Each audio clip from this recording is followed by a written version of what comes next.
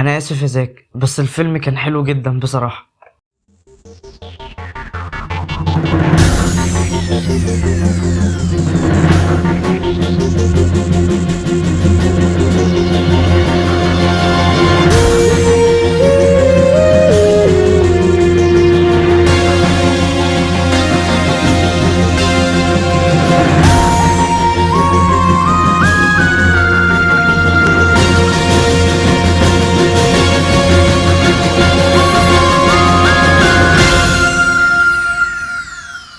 مبدئيا كده الفيلم جميل جدا بصراحة، عكس كل توقعاتي. انا كنت متخوف جدا من الفيلم ده لدرجة ان انا كنت خايف ان انا اخش السينما اتفرج عليه، عشان قلقان ان انا هحس ان انا disappointed في العالم ده، حاسس ان انا مش هعرف اتفرج على العالم السينمائي اللي كان نفسي اشوفه من وانا صغير.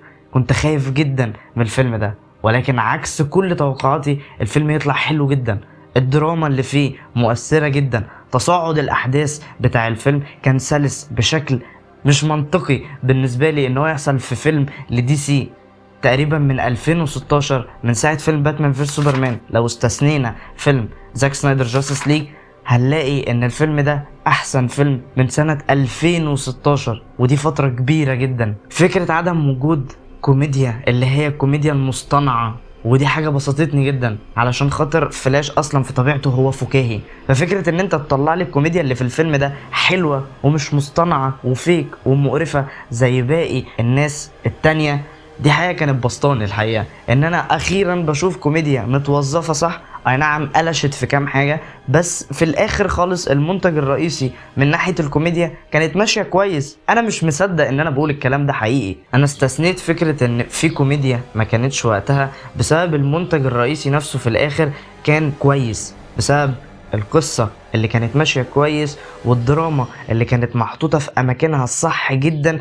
أنا استثنيت كل ده، ما بقاش فارق معايا خالص. مفيش أي حاجة من سلبيات الفيلم كانت الحقيقة شغلة دماغي، بالعكس كل حاجة حلوة كانت طاغية أكتر عن وجود السلبيات اللي في الفيلم. مبدئيا كده أنا هتكلم بدون حرق في جزء معين من الفيديو. قبل ما ابتدي أحرق هقولك ان انا هحرق في الجزئيه اللي جايه دي. مبدئيا كده القصه وبدون حرق وباختصار شديد جدا، ان باري كان بيكلم ابوه وهو في السجن قبل يوم المحاكمه بتاعت ابوه اللي كان فاقد الامل في فكره ان هو يقدر يعيش او يقدر ياخد براءه من ان هو ما قتلش مراته. فقعد يكلم باري ابنه عن موت امه، وان وجوده في السجن بيهون عليه عشان عدم وجود مراته هو ما يحسش بيه، ان ده بالنسبة له ان هي لسه عايشة. فكل الاحداث الدرامية دي وان هو قاعد يتكلم معها عن موتها وعن وقت ما كانت عايشة كانت بتعمل ايه، كل ده اثر في باري. فقعد يجري لدرجة ان هو سبق الصوت ودخل جوه السبيد فورس واكتشف ان هو يقدر يرجع بالزمن، وساعتها كان يقدر ينقذ امه. ولكن بروس وين او باتمان كان بيحاول يحذره من ان هو يعمل كده، لان ده هيأثر بشكل سلبي على الواقع بتاعهم وهيأثر بشكل سلبي على المدى البعيد كمان. ولكن بيري بينفذ اللي في دماغه، وبعدها بنعيش في احداث كتيرة جدا مجنونة الحقيقة. فمن الاخر لو عاوز تعرف الفيلم حلو ولا لا، فهو الفيلم حلو جدا وتقدر تخش تتفرج عليه، هيعجبك. انا اول مرة بقول فعلا دلوقتي خشوا ادفعوا فلوس في سينما لفيلم من دي سي، وفعلا الفلوس دي انتوا مش هتزعلوا عليها لما تتفرجوا على الفيلم. ودي اول مرة من فترة كبيرة جدا. من اول هنا هيبقى في حرق، فلو ما اتفرجتش على الفيلم روح اتفرج على الفيلم وبعد كده ارجع شوف الفيديو تاني. ناخد راحتنا بقى في الحرق وحرق الاحداث جدا. بصوا القصة من الاخر كده هي ما بتختلفش كتير عن فلاش بوينت بارادوكس. حتة مثلا ان امه لازم تموت هي حاجة حتمية على وجود المالتيفيرس، حاجة حتمية على ان المالتيفيرس دي ما تتدمرش او ما يحصلش الكرايسيس اون ايرث. التنفيذ بس هو اللي كان مختلف، زي مثلا ان هنا في دارك فلاش هو الفيلن الرئيسي بتاع الفيلم، عكس الكوميكس والانيميشن اللي فيه ريفرس فلاش اللي هو الفيلن الرئيسي بتاع الايرا دي من حياة باري ألن. ودي كانت حلوة كتنفيذ لان هي ساعدت القصة بشكل كبير جدا. او ساعدت البلوت بتاعت الفيلم بشكل كبير جدا، ان هي كانت منطقيه بسبب الاحداث اللي بتحصل في الفيلم. اداء إزرا ميلر في الفيلم ده كان خرافي. انا شخصيا مش مصدق ان انا بقول كده لغايه دلوقتي، لان ده عكس توقعاتي برضو. انا ما كنتش اتوقع ان إزرا ميلر هيطلع ممثل كويس، بالذات في المشاهد الدراميه اللي كانت بتيجي ما بينه وما بين امه. انا حقيقي كنت بتاثر جدا بالمشاهد دي بسبب المشاعر اللي كانت بتطلع من إزرا. انا ما كنتش متوقع منه كل الكلام ده خالص. مايكل كيتن لسه فت لدور باتمان او لدور بروس وين الكبير، هو يقدر يعمل الدور ده.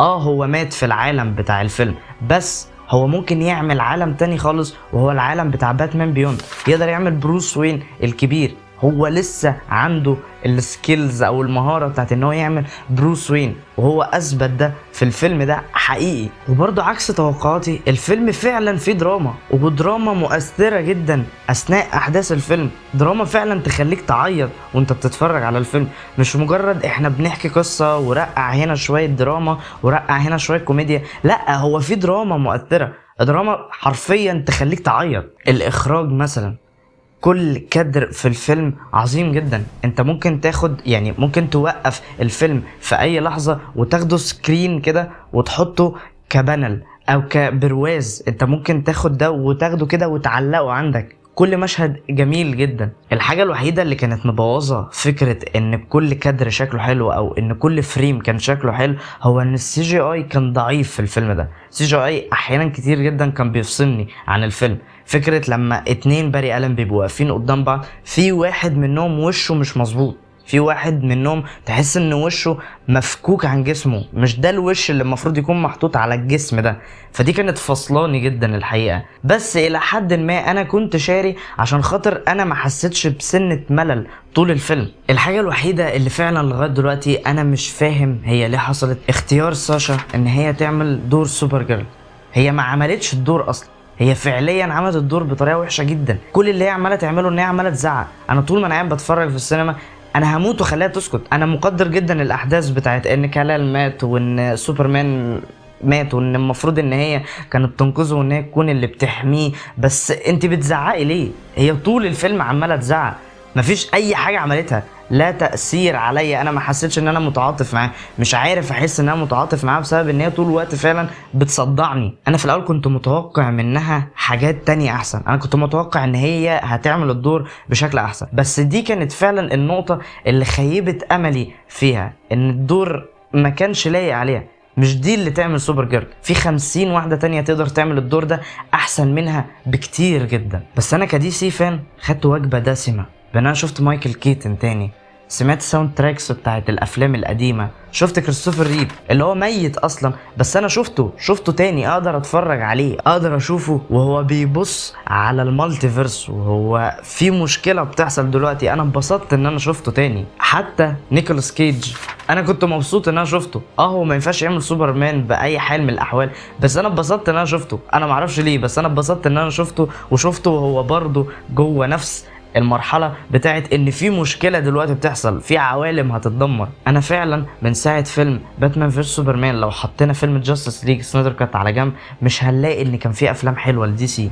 وكمان الفيلم ده بيتكلم عن المالتيفيرس اللي هو اصلا اصعب حاجة ممكن تتكلم عنها في فكرة الافلام بتاعت الكوميكس. ففكرة ان انت تقدمها لي بشكل حلو، وكمان الشرح بتاعها كان بسيط جدا لدرجة ان انت فهمت. بروس وين قاعد بيشرح لك المالتيفيرس بتمشي ازاي ونظامها عامل ازاي على مكرونة سباجيتي، بس انت مقتنع، انت الكلام اللي هو بيقوله انت واكله وشاريه، ماشي انا معاك. فالخلاصة اللي عايز اقولها، هنيئا لكل دي سي فان على الفيلم ده الحقيقة، ويا ريت تكون فتحة خير على عالم جيمس جان.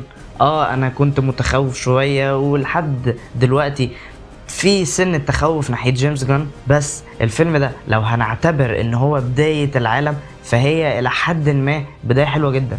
في الانيميشن فيلم فلاش بوينت بارادوكس هو بداية للعالم بتاع الانيميشن بتاع النيو 52، وكانت بداية حلوة جدا اللي هي فكرة الفلاش بوينت بارادوكس، وده اللي حاصل دلوقتي. فاتمنى الافلام اللي جاية تكون حلوة علشان خاطر احنا نتبسط كدي سي فان، او حتى كواحد بيحب الافلام بتاعت السوبر هيروز، او حتى كواحد بيحب السينما بشكل عام. وبس عرفوني رأيكم في الفيلم وفي الفيديو، وما تنسوش الشير واللايك والسبسكرايب لو الفيديو عجبكم. وسلام. ثواني، احنا ما اتكلمناش، ايه القرف ده؟